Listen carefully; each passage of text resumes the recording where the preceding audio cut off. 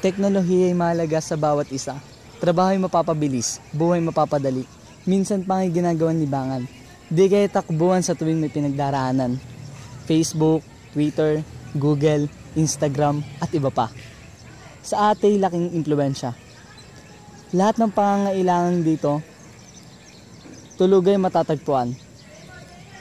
Laking tulong talaga sa ating pangangailangan. Ngunit laging isaisip na lahat ng bagay ay may masama ring naidudulot sa ating. Huwag palaging iasa ang sarili nang sa bandang huli di ka magsisi. Teknolohiya ay lalagot-lalago pa. Marami pang madidiskobring kakaiba. Pakatandaan lang na may limitasyon din ang bawat isa. Kaya mag-isip-isip habang maaga pa.